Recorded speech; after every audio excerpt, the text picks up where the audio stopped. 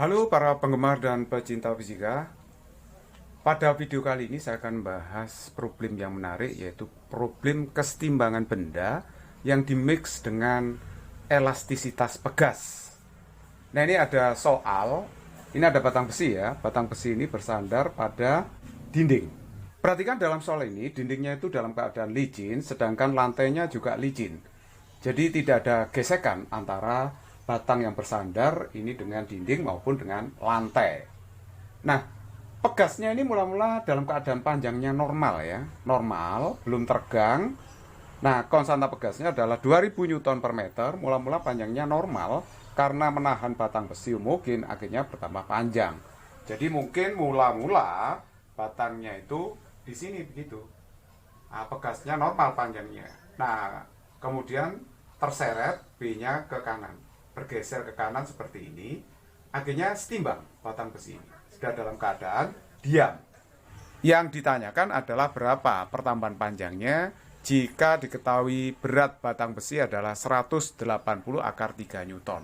Dianggap bahwa batang besi ini adalah benda yang homogen. Untuk menyelesaikan soal ini kita harus menggambar gaya-gayanya terlebih dahulu, yaitu gaya-gaya yang bekerja pada batang besi tersebut. Nah, ini sudah saya gambar gaya-gaya yang bekerja pada batang besi tersebut ya. Di sini ada gaya normal di titik A, tapi nggak ada gaya gesek karena dindingnya kan licin ya. Jadi hanya ada gaya normal karena ini ujung batang A menyentuh dinding. Gaya normal itu artinya gaya yang tegak lurus bidang. Saya beri nama NA. Sedangkan batang ini dalam keadaan homogen kan. Oleh sebab itu titik beratnya terletak di tengah-tengah. Ini tengah-tengahnya. Jadi kalau panjang batang ini L, maka jaraknya terhadap A maupun B adalah setengah L. Kan nanti ujung B itu bergeser ke kanan kalau tidak setimbang. Jadi nanti gaya pegasnya melawan arahnya ke kiri gitu ya. Di B itu juga ada gaya normal karena ujung B ini juga menyentuh bidang. Bidangnya adalah lantai. Jadi ini ada gaya normal di B, yaitu gaya yang tegak lurus lantai. Gaya-gayanya ini sudah saya gambar lengkap, jadi ada 4 gaya yang bekerja pada batang. Kalau benda dalam keadaan setimbang, tentu saja punya 3 syarat kesetimbangan. Yang pertama adalah sigma Fx 0, yang kedua sigma Fy 0, dan sigma torsi sama dengan 0. Nah, saya akan mengambil sigma torsi terhadap titik A dulu, di mana A itu sebagai poros putar. Nah, karena A sebagai poros putar, berarti kalau begitu NA ini tidak mempunyai momen gaya atau torsi, ya. Karena garis kerja gaya NA ini melewati poros. Jadi yang tidak melewati poros adalah W, F, sama NB. Nah, 3 gaya inilah yang menghasilkan torsi terhadap titik A. Nah, sekarang kita periksa putarannya ya. NB terhadap A itu memutar kemana? Nah, kalau Anda belum tahu torsi dan sebagainya, putaran itu apa, silakan lihat video saya sebelumnya yang membahas tentang teori momen gaya atau torsi. Dan juga saya berikan contoh saya yang banyak di situ ya. Oke, jadi NB ini terhadap A ini adalah memutar ke kiri batang ya terhadap A. Jadi kalau kita bisa bayangkan begini ya, ini seperti jarum jam, ini nariknya ke atas ya. Kalau ditarik ke atas, red gitu, jarum jam itu memutar ke kiri memang ya. Nah, terus kemudian berarti dengan cara yang sama, berarti kalau begitu W itu akan memutar ke kanan, ya kan? Nah, F itu juga akan memutar ke kanan gitu. Nah, karena ini ada kesetimbangan, pasti ada putar kiri, ada putar kanan. Putar kiri itu artinya melawan putaran jarum jam, putar kanan itu berarti searah putaran jarum jam. Nah, kalau sudah ditentukan putarannya seperti itu, kita tinggal menghitungnya. Ingat bahwa rumus torsi itu perkalian gaya lengan dengan sinus sudut yang dibentuk antara F dengan R. Nah, kalau Anda memakai itu, maka kita lihat dulu ya sudut-sudut. Sudut antara NB dengan R-nya, panjang batangnya ini, atau lengan momen, itu adalah yang di sebelahnya. Ini sudutnya adalah 30 derajat. Ya kan? Nah, sedangkan W dengan batang ini berapa sudutnya? W dengan panjang batang, kita pilih sudut yang lancip aja di sini. Kalau ini 30, maka di sini tentu juga 30 derajat, begitu ya. Oke. Nah, terus kemudian bagaimana sudut antara F dengan batang ini? Kita pilih juga sudut yang lancip. Kalau 60 maka di sini adalah 60. Ya kan? Oke, baik. Nah, sekarang kita hitung sigma torsi terhadap A sama dengan 0. Kita mulai dari NB. NB-nya mutar ke kiri melawan putaran jarum jam, jadi negatif. Perhatikan ini gayanya adalah NB. R, lengan itu berarti jarak pangkal gaya NB ke poros putar A. Dianggap aja panjang batang itu adalah L. Jadi dikalikan L. Nah, sekali lagi ya, L itu adalah panjang batang. Dikalikan dengan sinus sudutnya, kita lihat sinus sudutnya berapa ini. Sudut antara batang dengan NB itu adalah 30. Itu sudut cepitan antara gaya dengan lengan momen gaya atau lengan torsinya. Nah, terus kemudian W itu adalah beratnya batang terletak di tengah-tengah. Jadi kalau terletak di tengah-tengah, jaraknya ke sini, nah itu adalah setengah L. Sekali lagi, L itu tadi adalah panjang batang. Jadi dikalikan dengan setengah L, dikalikan dengan sinus sudutnya. Ingat rumusnya ya. Sinus sudutnya adalah sudut antara W dengan lengan, kita pilih sudut 30 derajat. Apakah boleh kita pilih sudut yang tumpul ini, yang sebelahnya 150? Boleh. Sin 30 dengan sin 150 itu sama aja, setengah nilainya. Ya, sama aja kan? Nah, oke. Terus kemudian F. Nah, F itu juga memutar ke kanan.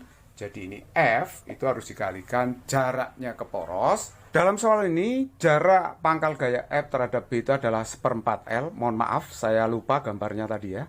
Nah, ini saya koreksi.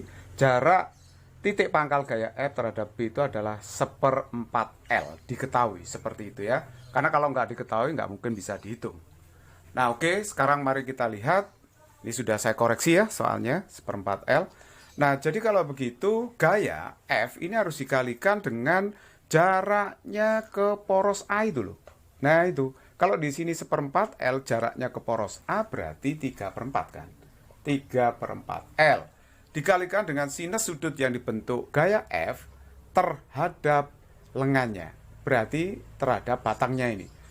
Jadi sudut antara F dengan batang ini adalah sudut cepitan ini. Nah, ini kan sama dengan itu, 60 derajat ya.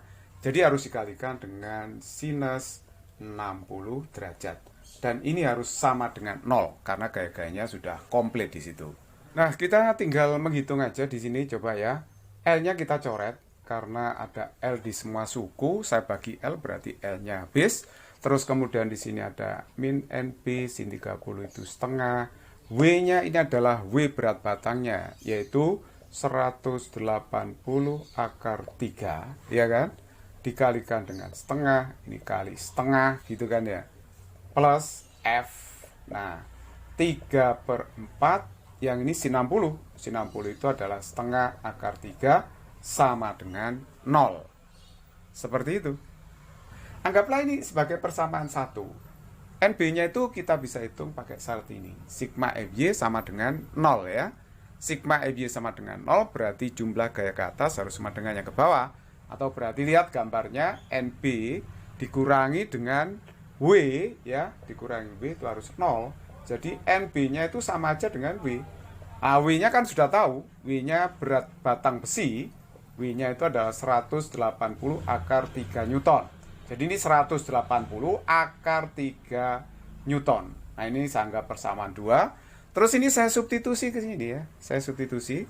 Jadi kalau gitu min ini 180 akar 3 kali setengah plus 180 akar 3 kali 1/4 ya kan. Ya kali setengah aja, biarkan begini aja dulu. Ini berarti F dikalikan 3/4 kali setengah akar 3 sama dengan 0. Coba perhatikan setengahnya ini kan bisa saya coret ya. Setengahnya saya coret seperti ini. Perhatikan ya di sini akar 3-nya itu kita bisa coret juga ya kan. Jadi akhirnya di sini cuma tinggal min 180 ditambah dengan 180 kali setengah itu adalah 90. Nah, terus kemudian di sini F dikalikan dengan 3/4, ya kan? Dan ini sama dengan 0. Oke, berarti F dikalikan 3/4 itu akan sama dengan, ini saya pindahkan ke ruas kanan. Nah, ini kan min 90, berarti dapatnya adalah 90. Oleh sebab itu, saya mendapatkan F yaitu 90 dibagi 3 itu 30 kali 4, berarti 120 Newton. Nah, F-nya sudah saya dapatkan. Nah, setelah F saya dapatkan, kita memakai hukum Hooke. Masih ingat ya, hukum Hooke mengkaitkan antara gaya pegas dengan perubahan panjangnya. Jadi F itu adalah K dikalikan dengan delta X. Nah, delta X-nya itu yang ditanyakan. Dalam soal ini yang ditanyakan adalah delta X-nya berapa. Tapi F-nya sudah ketemu 120 ya, sedangkan K-nya tadi adalah 2000. Jadi dikalikan dengan delta X, berarti delta X-nya adalah, saya coret ini ya, berarti 12 dibagi dengan 200, itu sama aja dengan 6 kali 10 pangkat min 2 meter. Atau boleh saya tulis 6 cm.